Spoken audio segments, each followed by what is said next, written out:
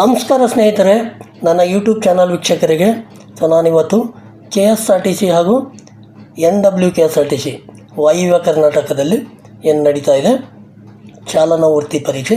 ಅದಕ್ಕೆ ಸಂಬಂಧಪಟ್ಟ ಹಾಗೆ ಕರ್ನಾಟಕ ರಾಜ್ಯ ರಸ್ತೆ ಸಾರಿಗೆ ನಿಗಮ ನೇಮಕಾತಿ ಹಾಸನದಲ್ಲಿ ಏನು ನಡೀತಾ ಇದೆ, 2 ದಿನದಿಂದ ಅಲ್ಲಿ ಚಾಲನಾ ವೃತ್ತಿ ಪರೀಕ್ಷೆ ನಡೀತಾ ಇಲ್ಲ. ಯಾಕೆ, ಏನು ಕಾರಣ? ಇವತ್ತು ಒಂದು ಡೇಟಲ್ಲಿ ಅನೌನ್ಸ್ ಆಗಿದ್ದ ಅಭ್ಯರ್ಥಿಗಳದು ಏನು ಕತೆ ಮುಂದೆ, ಈ ಥರ ಎಲ್ಲ ಪ್ರಶ್ನೆಗಳು ಉದ್ಭವ ಆಗ್ತವೆ ಸ್ನೇಹಿತರೆ.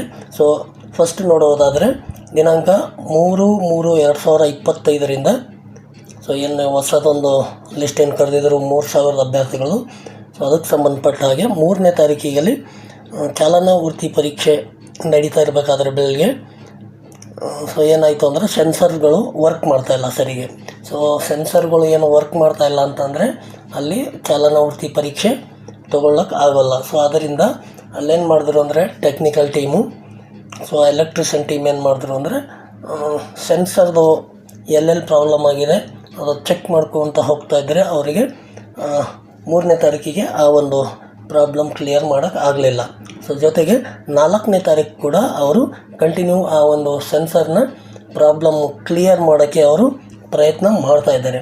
ಅದು ಯಾವಾಗ ಕ್ಲಿಯರ್ ಆಗುತ್ತೆ ಅಂತೇಳಿ ಇನ್ನೂ ನಿಖರವಾದ ಮಾಹಿತಿ ಸಿಕ್ಕಿಲ್ಲ ಸ್ನೇಹಿತರೆ. 3ನೇ ತಾರೀಕು ಮತ್ತು 4ನೇ ತಾರೀಕೇನು ಚಾಲನಾ ವೃತ್ತಿ ಪರೀಕ್ಷೆಗೆ ಡೇಟ್ ಅನೌನ್ಸ್ ಆಗಿತ್ತು ಅಭ್ಯರ್ಥಿಗಳು. ಆ ಒಂದು ಅಭ್ಯರ್ಥಿಗಳಿಗೂ ಈಗಾಗಲೇ ಆಲ್ರೆಡಿ 29/3/2025ವರೆಗೂ ಏನು ಡೇಟ್ ಅನೌನ್ಸ್ ಆಗಿದೆ. 29 ಆಗಿದ ಮೇಲೆ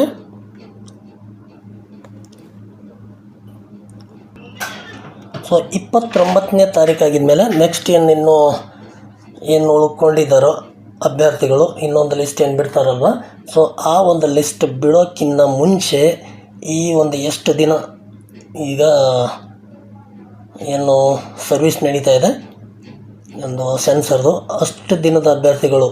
ಉದಾಹರಣೆಗೆ 3ನೇ ತಾರೀಕು ಆಯಿತು, 4ನೇ ತಾರೀಕು ಆಯಿತು, ಬೈ ಚಾನ್ಸ್ 5ನೇ ತಾರೀಕು ಏನಾದರೂ ಹಾಗೇ ಟೈಮ್ ಹೊಂಟೋಗಿದರೆ ಈ 3 ದಿನದ ಅಭ್ಯರ್ಥಿಗಳನ್ನು ಫಸ್ಟು ಚಾಲನಾ ವೃತ್ತಿ ತರಬೇತಿಗೆ ಕರೀತವ್ರೆ. ಈ 3 ದಿನದ ಅಭ್ಯರ್ಥಿಗಳು ಮುಗಿದ ನಂತರ ನೆಕ್ಸ್ಟ್ ಏನು PDF ಇರುತ್ತೆ, ಲಿಸ್ಟ್ ಇರುತ್ತೋ ಆ ಒಂದು ಲಿಸ್ಟು ಡೇಟ್ ಕೊಡ್ತಾರೆ ಸ್ನೇಹಿತರೆ. ಆ ಒಂದು ಡೇಟ್ ಎಲ್ಲ ಮುಗಿದಾಗಿದ ಮೇಲೆ ಎಷ್ಟು ಜನ ಆಬ್ಸೆಂಟ್ ಆಗಿದ್ದಾರೆ ಹುಡುಗರು ಅಭ್ಯರ್ಥಿಗಳು, ಆ ಒಂದು ಅಂಕಿ ಅಂಶದ ಪ್ರಕಾರ ಅಷ್ಟು ದಿನ ಮತ್ತೆ ತಿರ್ಗಾ ಆಬ್ಸೆಂಟ್ ಆಗಿದ್ದ ಅಭ್ಯರ್ಥಿಗಳಿಗೆ ಟೈಮ್ ಕೊಡ್ತವ್ರೆ ಚಾಲನಾ ವೃತ್ತಿ ಪರೀಕ್ಷೆಗೆ. ಅದಾಗಿದ ಮೇಲೆ ನಿಮಗೆ ಫೈನಲ್ಲಾಗಿ ಸ್ವಲ್ಪ ದಿನ ಒಂದು 8 ದಿನನೋ 10 ದಿನನೋ ಟೈಮ್ ತೊಗೊಂಡು ಕಟ್ ಆಫ್ ಹಾಕ್ತಾರೆ. ಕಟ್ ಆಫ್ ಎಷ್ಟಕ್ಕೆ ನಿಲ್ಲುತ್ತೆ ಏನಂತ ಭಾಳಷ್ಟು ಅಭ್ಯರ್ಥಿಗಳೆಲ್ಲ ಕೇಳ್ತಿದ್ರಿ.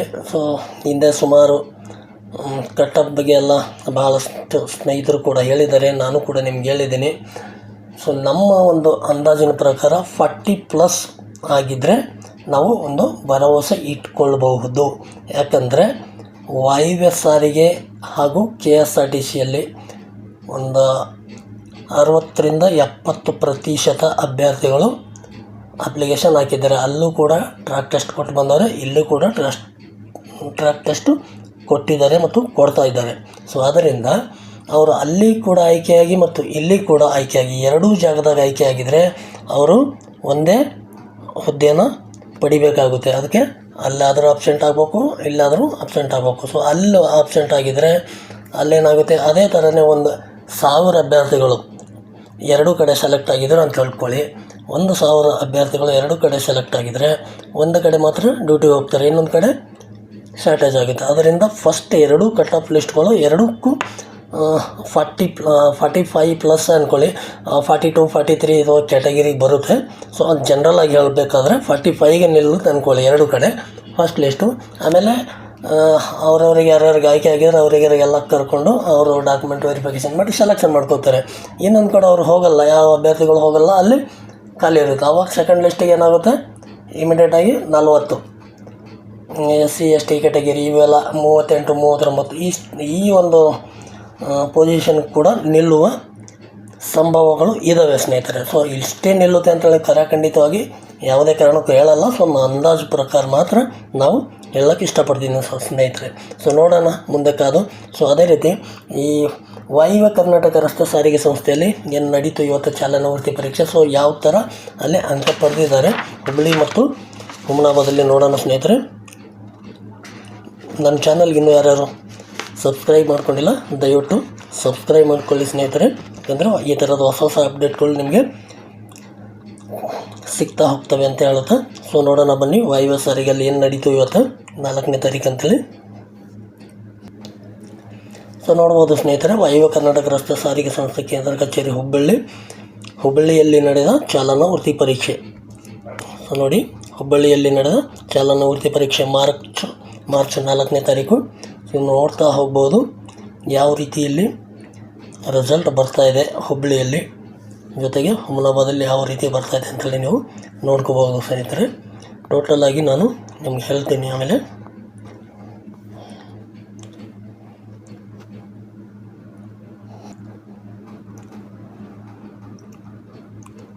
ನೋಡಿ 48, 46, 42, 49 ಈ ರೀತಿ ಎಲ್ಲ ರಿಸಲ್ಟ್ ಇದೆ ಸ್ನೇಹಿತರೆ ಹುಬ್ಬಳ್ಳಿಯಲ್ಲಿ. ನೋಡಿ ಇಲ್ಲಿ 97 ಗಂಟೆ ಕಾಣ್ತಾ ಇದೆ ಸೀರಿಯಲ್ ನಂಬರ್. 97 ಆಗಿದ ಮೇಲೆ ಕೆಳಗಡೆ ಇನ್ನೂ ಇರಬಹುದು, ಬಟ್ ಇಲ್ಲಿ ಕ್ಲಿಯರಾಗಿ ಇಷ್ಟೇ ಅಂಥೇಳಿ ಕ್ಲಿಯರಾಗಿ PDF ಈ ಒಂದು ವಾಯುವ್ಯ ಕರ್ನಾಟಕ ರಸ್ತೆ ಸಾರಿಗೆ ಸಂಸ್ಥೆಯಲ್ಲಿ ಸಿಗ್ತಾಯಿಲ್ಲ. ಅದರಿಂದ ನಾವು 40+ ಅಂಕ ಪಡೆದ ಎಷ್ಟು ಅಭ್ಯರ್ಥಿಗಳು ಅಂತೇಳಿ ಡೀಟೇಲಾಗಿ ನಿಮಗೆ ತೋರ್ಸೋಕ್ಕೆ ಆಗ್ತಾಯಿಲ್ಲ ಸ್ನೇಹಿತರೆ.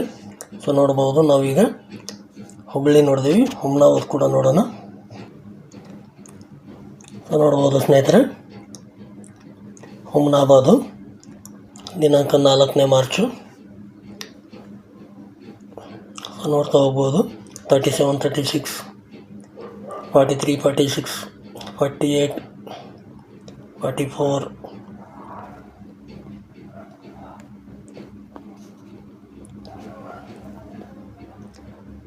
ಸೊ ನೋಡ್ತಾ ಹೋಗ್ಬೋದು, ಇಲ್ಲಿ ನೋಡಿ ಫಸ್ಟ್ ಪೇಜಲ್ಲಿ 33 ಇದೆ. ಸೊ ಸೆಕೆಂಡ್ ಪೇಜಲ್ಲಿ 34ಇಂದ ಸ್ಟಾರ್ಟ್ ಆಗಿದೆ. ಸೊ ಈ ಥರ ನಮಗೆ ಸೀರಿಯಲ್ ವೈಸ್ ಇದ್ದರೆ ಕರೆಕ್ಟಾಗಿ ಇಷ್ಟೇ ಅಭ್ಯರ್ಥಿಗಳು ಬಂದಿದ್ದರು, ಎಷ್ಟೆಷ್ಟು ಅಂಕ ಪಡೆದಿದ್ದಾರೆ ಅಂತೇಳಿ ಡೀಟೇಲ್ ಗೊತ್ತಾಗುತ್ತೆ.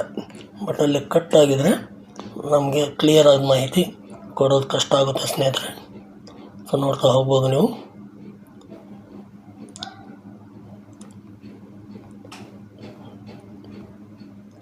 ಸೊ ನೋಡಿ, ಇಲ್ಲಿ 75ಕ್ಕೆ ಕ್ಲೋಸ್ ಆಗಿದೆ, ಕೆಳಗಡೆ ಈ ಥರ ಕಟ್ ಲೈನೇನು ಕಟ್ ಮುಂದಿಲ್ಲ. ಸೊ ಅಲ್ಲಿ ಹುಬ್ಬಳ್ಳಿಯಲ್ಲಿ ಏನು PDF ಇತ್ತು ಅದರಲ್ಲಿ 97 ಆಗಿದ್ಮೇಲೆ ಕೆಳಗಡೆ ಲೈನ್ ಕಟ್ ಆಗಿತ್ತು, ಇನ್ನೂ ಅಭ್ಯರ್ಥಿಗಳು ಇರಬಹುದು ಕೆಳಗಡೆ ಅಂತ ಅನ್ನಿಸ್ತಾ ಇದೆ. ಸೊ ಇಲ್ಲಿ ಟೋಟಲಾಗಿ ನೋಡೋದಾದರೆ ಸ್ನೇಹಿತರೆ, ಇವತ್ತು 4ನೇ ತಾರೀಕಿಗೆ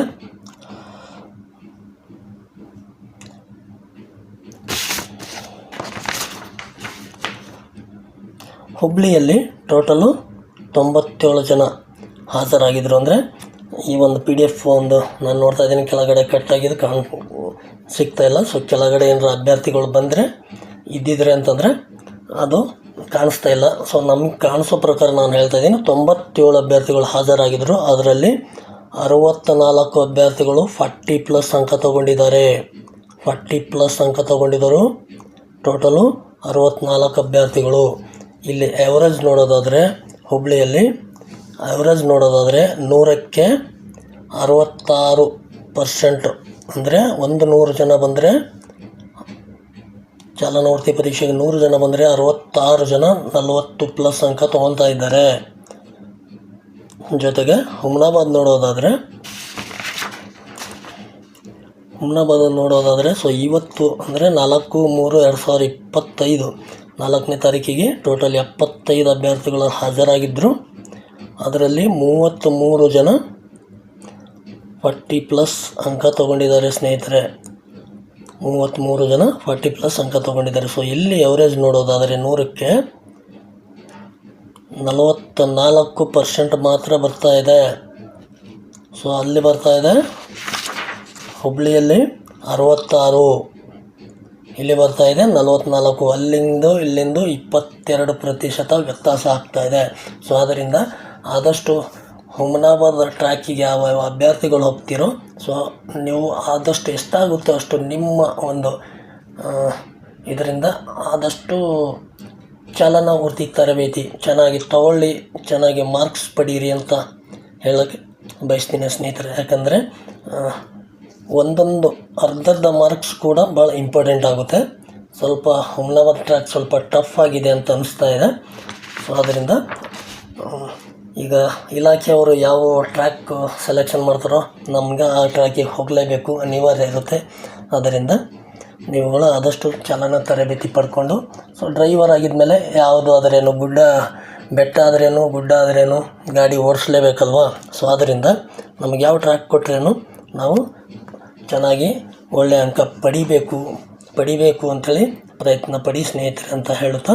ಸೊ ನೋಡಿ ಸ್ನೇಹಿತರೆ, ಈ KSRTC ಮತ್ತು ವಾಯುವ್ಯ ಕರ್ನಾಟಕ ಎರಡೂ ಜೊತೆಗೆ ಚಾಲನಾ ವೃತ್ತಿ ಪರೀಕ್ಷೆ ನಡೆಯುವುದರಿಂದ ಎರಡೂ ಕಡೆ ಅಭ್ಯರ್ಥಿಗಳು ಅಪ್ಲಿಕೇಶನ್ ಹಾಕಿದ್ರಿಂದ ನಿಮ್ಗೆ ಆಲ್ರೆಡಿ ನಾನು ಹೇಳಿದ್ದೀನಿ.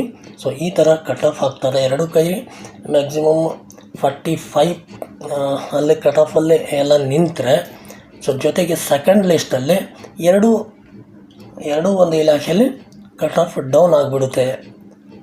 100% ಡೌನ್ ಆಗೇ ಆಗುತ್ತೆ ಸ್ನೇಹಿತರೆ. ಯಾರು 40+ ಏನು ಅಂಕ ತೊಗೊಂಡಿದ್ದಾರೋ ಸೊ ನೀವು ಸ್ವಲ್ಪ ಒಂದು 50% ಭರವಸೆ ಇಟ್ಕೊಳ್ಬೋದು ಅಂತಕ್ಕಂಥ ನಂಬಿಕೆ ನನಗಿದೆ ಅಂತ ಹೇಳುತ್ತಾ. ಸೊ ಮಾಹಿತಿ ಇಷ್ಟ ಆಗಿದರೆ ಒಂದು ಲೈಕ್ ಮಾಡಿ, ಇನ್ನೂ ಯಾರ್ಯಾರು ಸಬ್ಸ್ಕ್ರೈಬ್ ಆಗಿಲ್ಲ ದಯವಿಟ್ಟು ಸಬ್ಸ್ಕ್ರೈಬ್ ಮಾಡ್ಕೊಳ್ಳಿ ಅಂತ ಹೇಳುತ್ತಾ, ಜೊತೆಗೆ ಈ ಮಾಹಿತಿನ ನಿಮ್ಮ ಸ್ನೇಹಿತರಿಗೆ ಕೂಡ ಶೇರ್ ಮಾಡಿ ಅಂತ ಹೇಳುತ್ತಾ. ಸೊ ನಿಮ್ಮ ಅನಿಸಿಕೆ ಅಭಿಪ್ರಾಯಗಳೇನಾದರೂ ಇದ್ದರೆ ಖಂಡಿತವಾಗ್ಲೂ ನೀವು ಕಮೆಂಟಲ್ಲಿ ಕೇಳಬಹುದು ಅಂತ ಹೇಳುತ್ತಾ. ಸೊ ಮತ್ತೆ ಸಿಗೋಣ ಸ್ನೇಹಿತರೆ ಮುಂದಿನ ವಿಡಿಯೋದಲ್ಲಿ. ಧನ್ಯವಾದಗಳು.